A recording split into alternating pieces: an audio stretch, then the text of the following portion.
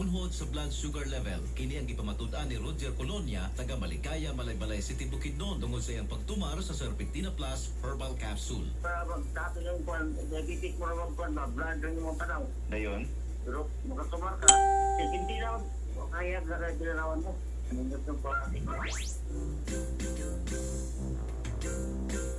Isulay ka na ba sa Serpentina Plus Herbal Capsule? Kung wa pa, pagpalitan dito sa butika kay dako kinik patabang kanimo aron man-normalize ang imong blood sugar level. Doon na kay pangutana o ikasulti, ipadala ka na sa atong text line 0977-182-5833. 0977-182-5833. Buhay naman namilit na ako na kita igong oras ng atong programa. Kahimsog sa panglawas atong ampingan kung KPA nga hatod sa Kanami Marketing. Ako si Kuya Loy. Daghang salamat.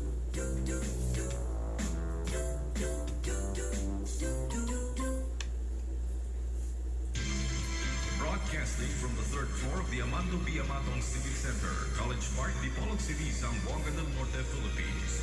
This is the Andres Bonifacio College Broadcasting System Incorporated, the better FM alternative, Double 8925. Member, Kapisan ng Broadcaster ng Pilipinas.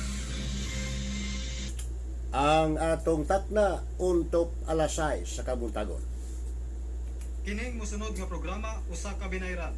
Ang tanang pulong iya lamang sa magsisibya ug walay nabot ang mga kawani ug tigdumala ning istasyon.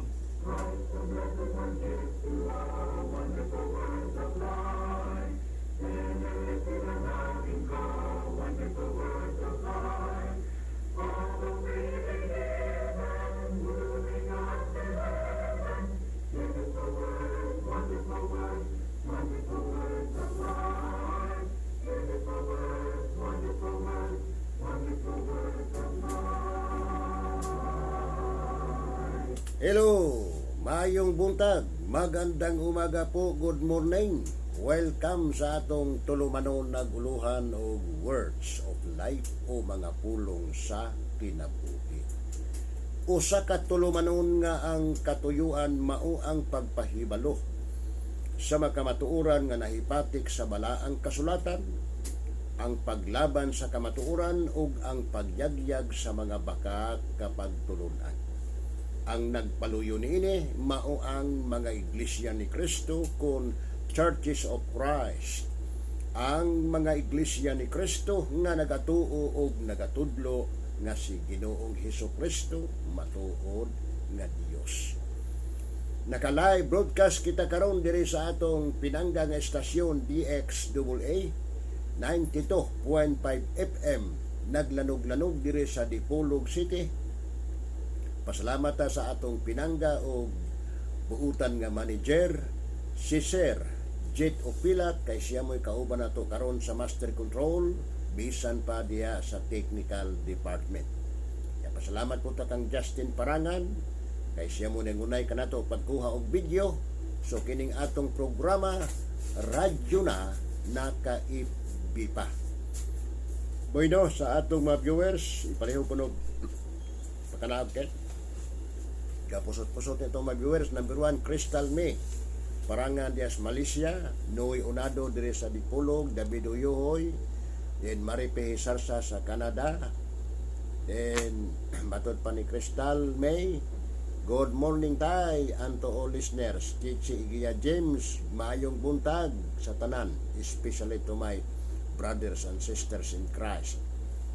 Then Chad Claren, matod pa, good morning Brad and to all listeners, glory to God in the highest. Then Ana Veronica, ala Nelo Dalman and Bincha Dalman is Dipolog, then Daniel Parangan Dias, Metro Manila.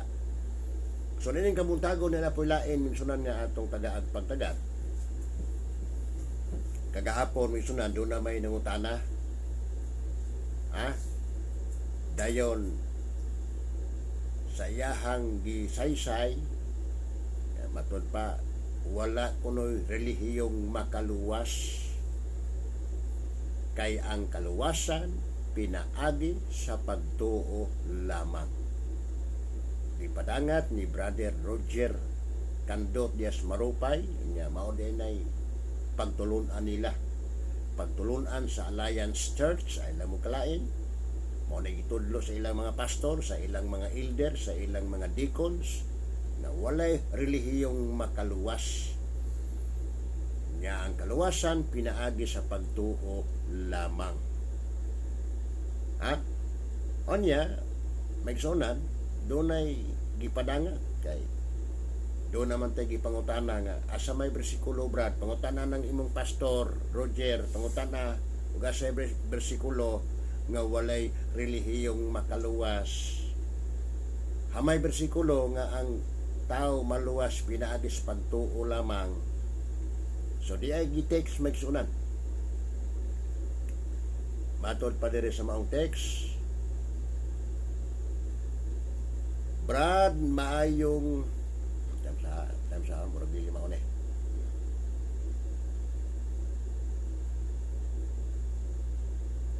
Maayong hapon, oh. Maayong hapon, Brad. Ang pastor nag-ingon ang tanang simbahan gitawag pod nila og iglesia. Lawas ni Kristo ang tanan. Kay mauna tubag sa pastor sa akong pangutana. Ingon sa pastor, gibasi niya sa atong lawas. Kay daghan kuno ang bahin, pero usara kalawas. Mauna ang ilang tubag, ilang pagsabot, Brad. Ang balaang panihapon nga giinom Coca-Cola o Nesti. Buhato namo katapusang Domingo sa matag bulan. Pangutana, nagkulang o nagdugang o nagtuis ba mi sa pulong sa Dios, Brad? Nakaapil man ko ani. Salamat, Brad. Roger Candot sa Marupay, Rojas, Zamboanga del Norte. Bueno, Brother Roger, nautan na kog asay bersikulo na walay relihiyong makaluwas o ang tao maluwas pinaagis pagtuulan. Nya, nagbuho maglain ng imong pastor. Nya, matud pa nimo, walay bersikulo, Brad. Nganong gabuho masyag laing buho aron ma-divert ang atensyon? So ako ibalik nagpangutana sa imong pastor, Roger. Ya pangutan na gyud ang imong pastor nga asa may bersikulo nga walay relihiyong makaluwas kay mao man gitudlos kadaghanang mga pastoron. Walay relihiyong makaluwas, bra. Ha? Ang tao maluwas pinaagis pagtuo lamang. Ha? So niya nangita masyag laing buho, di atong sundan ang laing buho ug sa iyang sento pa ang iyang argumento. Ha? Matod pa. Maayong hapon, Brad. Ang pastor nag-ingon ang tanang simbahan gitawag pod nila og iglesia. Lawas ni Kristo ang tanan. Ha? So, sakto bitaw. Tanang pundok ron matawag mag-iglesia. Tanang pundok ron matawag maglawas. Apan asa man ang tinuod nga lawas ni Kristo aning tanan. Di man pwedeng mahitabo nga tanang iglesia lawas ni Kristo. Kasi Kristo adunay malay usa ka lawas, di man daghan. Ha? So atong nunaon nga dunay usa ka lawas, ato ra pamatutan nga dunay usa lamang ka lawas. Giklaro gina sa Biblia dili daghan. So ang mga pundok ron nga nagpatawag og lawas ni Kristo, amot og mailhan ba sila ni Kristo? Unsa may gipahayag sa Biblia be? Efeso kapitulo 4 versikulo 4 tama sa unahan, unsa may gipahayag sa Biblia? Matod pa. Adunay usa lamang kalawas ug usa ka espiritu. Maingon nga adunay usa lamang kapaglaom nga alang niini gipanagtawag kamo. usa ka Ginoo, usa ka pagtuo, usa ka bautismo, usa ka Dios ug amahan natong tanan nga ibabaw sa tanan og anaa sa tanan og sulod sa tanan. Pila ka buklawas, sumala pa ni Pablo, adunay usa lamang kalawas. Daniel Parangan sa Metro Manila, then Rolando Intisi Jr. Maayong buntag, Brad. Brother Rolando Intisi, muna sa Sambuanga, Brad, no? Brother Rolando, good morning nyo da, Brad. So, adunay usa lamang kalawas, dili daghan. Apan ang pagtudlo sa mga kapastoran, mga riberen, ilang gitudlo nga ang tanang pundo koro, iya na ni Kristo, kay lawas na ni Kristo. Sumugawas nga daghag lawas si Kristo. Samantalang sa Biblia, adunay usa lamang kalawas. Insakto gyud ang giingon ni Kristo. Unsa may giingon ni Kristo ngadto kang Pedro? Sultian ko ikaw nga ikaw mao si Pedro, og sa ibabaw ni ining bato pagatukuron ko ang akong iglesia. Singular ng pagkasulti ni Kristo, I will build my church. Wala mag-ingos Kristo nga I will build my churches. Tukuron kong akong mga iglesia. Gispecify ni Kristo na, tukuron ko ang akong iglesia. Nagpasabot nga usa ka iglesia. Sakto yun, unsa ng iglesia? Lawas ni Kristo. Yun sa ito pag-probe, kanang iglesia mauna ang lawas ni Kristo. Kung atong nato papaundayunan, o yunan ang giingon nga ang tanang pundo kron iglesia ni Kristo, mugawas nga daghan ay lawas ang atong Ginoong Hesukristo. Unsa naman hitabuan aron daghan ay sa lawas, ibutang lalaing mga pundok, lalaing ang pangalan, lalaing ang pagtulunan, lalaing ang gituhuan niya. Iya na ni Kristo tanan. Di mahitabo na unsa man ang lawas diya, atong pamatud-an pinagit Biblia unsa nang lawas diya. Frank Sherot diya sa Dikayas, good morning, Brad. Siya mao ang ulo sa lawas nga mao ang iglesia. So, si Kristo ang ulo, ang iglesia maong iyang lawas. Adunay usa ka ulo, aduna po'y usa ka lawas. Kung atong tugutan nga ang tanang pundo kron, lawas ni Kristo. Sumugawas nga usa ka ulo, mao si Kristo, daghan siya lawas. Unsa na may aninaw ninyo ana daghag lawas? Apan sa Biblia, usara kalawas nga sa maong lawas diha gipahimutang sa Dios ang iyahang mga katawhan. Wala magbulag-bulag oy. Kanaron hitabo ana nagbulag-bulag naman na ron. Cyrus, especially good lesson for us. Makita na to migsunan. Asay pahimutang ang katawhan ni Kristo sa dihang iyang gitukod ang iyang iglesia, asa na gipahimutang sa laing pagkasulti, asa na sila gidugang, asa na sila gihimong membro. Di man pwede magsunan nga sumala pa sa uban inig humag bautismo, ikaw na magbuot ug asa kay magpasakop.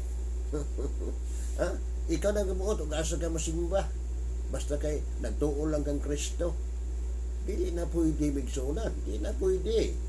Asa man na ipahimutang be ang tao nga human mabautismo, asa man na ipahimutang niyo.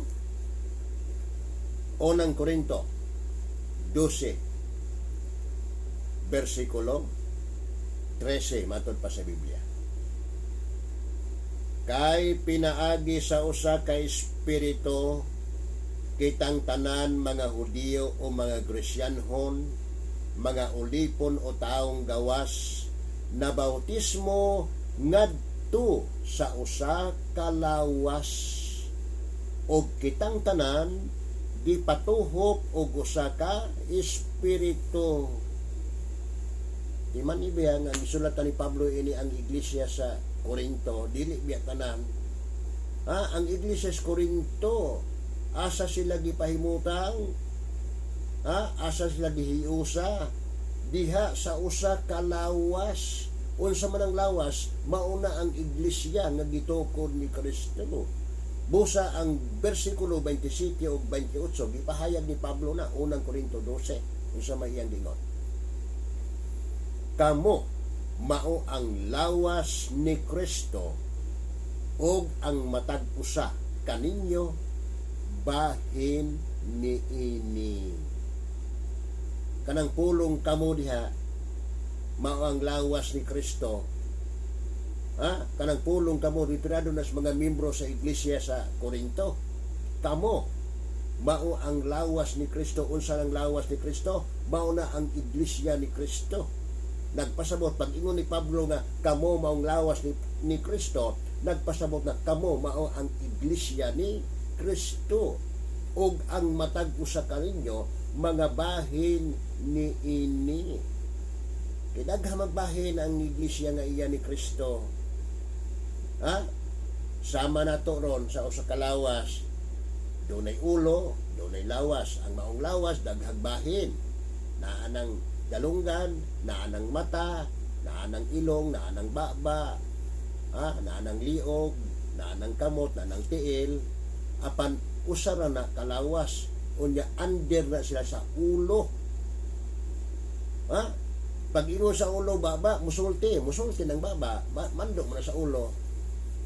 Pag ingon sa baba, pag ingon sa ulo nga dalunggan, maminaw ka, di maminaw ang dalunggan. Kaya mauman ay buluhaton sa ulo, mumando siya sa sakop sa iyahang lawas. Mao na si Kristo. Dunay usa lamang ka ulo, unya si Kristo adunay usa lamang ka lawas, mao na ang iyang iglesia. Asa na sila gipahimutang? Well na raw, versikulo 28. Og sa iglesia gipahimutang sa Dios una sa tanan ang mga apostoles, ikaduha ang mga propita, ikatulo ang mga magtutudlo, onya ang mga magubuhat og mga milagro, onya ang mga magpang-ayo og mga sakit, og ang pagtabang, og ang pagdumala, og ang pagpanultib nagkalaing matang sa mga hiyas. Asa di pahimutang katong mga apostoles, di pahimutang dito sa iglesia ni Kristo. Wala bito sila bulag-bulag nga sama iniron mitamos kalibutan, atong tugutan, wala maging mas Kristo, o Pedro adto kas Katoliko, Juan ito adto kas Baptist, Tomas adto kas Sabanista, Mateo adto ka Saksi ni Jehova, Andreo adto ka sa Pentecostal, adto ka sa born again, guman pa wala begiho sabi ato sila ni Kristo usa ka lawas daghag bahin. Mauna ang nahitabo dili kay atong uyunan, di man kumuyon ana kanang klase sa gumito nga ang tanan lawas ni Kristo, kay mugawas nga daghag lawas ang atong Ginoo. Unsa na may labas? Unsa na may labas unya ana daghan siya lawas. Di namutang na siya kugita, usa ka ulo niya daghang lawas. Mao na sa Biblia usa ka ulo nga mao si Kristo, usa pod ka iglesia nga mao ang iyahang lawas. Mao di ay na nagitudlo sa mga pastor nga walay relihiyong makaluwas. Nganuman, kay magbalhin-balhin ang maong pundok, ang maong leader niya, magbalhin-balhin og asay dako-dako. Nganuman, wala birelihiyong makaluwas. So magbalhin-balhin. Ako may gisunan, human ko mabautismo Church of Christ, gikan ni atong 1971, hangtod ron. Pabiling di ko, wala gibalhin-balhin na gisunan. Nagpabiling. Nganuman, Mao man og na ang gisaad nga luwason katong iglesia nga gitukod ni Kristo. Mao man to'y gisaaran nga pagaluwason. Unyag wala ka sa iyang iglesia kay tuwa ka lain. Tuwa ka sa lain nga pundok. Nga wala gani tawag sa ngalan ni Kristo. Timan ibaya ang iglesia nga gitukod ni Kristo gihinganlan na sa ngalan sa Ginoo. Munang giingon na ni sa ikaduhang Kronikas 7:14, kung ang akong ngalan, kung ang akong katawhan nga gihinganlan sa akong ngalan, if my people who are called by my name, ang katawhan sa Ginoo gihinganlan sa ngalan sa Ginoo. Unya kinsa may ngalan sa Ginoo sa Bagong Testamento? Kristo. Subo busa gitawag og katawhan ni Kristo. O gunya kay ang katawhan ni Kristo gitawag ba nag iglesia, gitawag nag iglesia ni Kristo. Muna nga ang Roma 16 versikulo 16 ipahayag ni Pablo na pagpangmustahay kamo ang usa sa usa pinaagi sa balaan nga halok. Ang tanang mga iglesia ni Kristo nangumusta kaninyo. Timan wala laing iglesyang nangumusta dito sa Roma. Ang tanan gihinganlan og mga iglesia ni Kristo. Ngano man kay daghan mang mga lokal kongregasyon nga nangumusta sa iglesia sa Roma. Iglesia sa Macedonia, iglesia sa Antioquia, iglesia sa Thessalonica, iglesia sa Episo, iglesia sa Galacia, ban pa mao'y nangumusta dito sa iglesia sa Roma. Busa giingon ni Pablo, ang tanang mga iglesia ni Kristo nangumusta kaninyo. Walay labot ang uba. So kana nga doktrina, kana nga doktrina nga ang tanang pundok ron iya ni Kristo dili gina insakto. Usaray iya ni Kristo sa tanang pundok ron, usaray iya ni Kristo ini kadtong iglesia nga gihinganlan sa ngalan sa Ginoo. Ang uban wala nganli sa ngalan sa Ginoo, na usao naman na mabitaw na nga miingon si Kristo, dili ang tanan nga magaingon kanako Ginoo Ginoo makasulod sa gingharian sa langit, kun dili kadtong nagatuman sa kabubuton sa akong amahan nga anaa sa langit. Na nya mo reklamo ang mga tao anang higayon na, Ginoo, di ba nagwali man kami sa imong ngalan? Di ba naghimo man kami mga milagro tungod sa imong ngalan? Di ba nagpagawas man kami mga yawa tungod sa imong ngalan? Panon sa may igatubag ni Kristo, wala ko kamo igkaila, pahawa kanako kamong mga mamumuhat og dautan. Kay dautan man gid alang sa Ginoo kung dunay tawo nga maghimo siya diyang kaugalingong dalan, maghimo siya diyang kaugalingong pagtulunan. Dautan man ginaalang sa Ginoo, munang gipasaysay na sa Ginoo pinaagi ni Apostol Juan. Ikaduhang Juan versikulo 9, bisan kinsa nga magauna ug dili magpabilin sa tuluuhan ni Kristo, siya wala makapanag-iya sa Dios. Ang tuluuhan ni Kristo nagtukod siya iglesia, usara ka iglesia. Unya ang maong iglesia mao na ang iyang lawas, unya ang maong lawas mao di na ang pagaluwason sa atong Ginoong Hesukristo. Giunsa man nato pagkasayod nga mao nay luwason sa atong Ginoong Hesukristo, inigbalik niya. Dili biya luwason niya ang tanan. Unsa may gingon ni Kristo sa Biblia, Efeso 5:23, kay ang bana mao ang ulo sa asawa, maingon usab nga si Kristo ulo sa iglesia nga mao ang iyang lawas, ug siya mao ang manluluwas niini. Brother Rolando Intese Jr., papa nako tong naa sa Buanga Brad, ni ako karon sa Cavite. Di ay. Okay, salamat to Brad. Good morning dia sa taga Cavite. No? Frank Sharo dia sa diri sa Dicayas. So makita na to, dili pwede nga mosulod lang ka og bisan asang iglesia ang gusto nimo. Kinahanglang mosulod ka sa lawas ni Kristo kay dunay saad sa kaluwasan.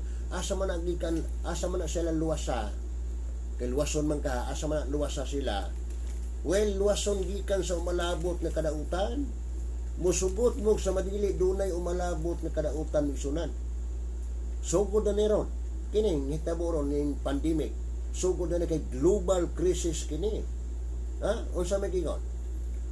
Og sa pagpaabot sa iyang anak gikan sa langit nga iyang gibanhaw gikan sa mga patay, si Hesus nga mao ang magaluwas kanato gikan sa kapungot nga umalabo.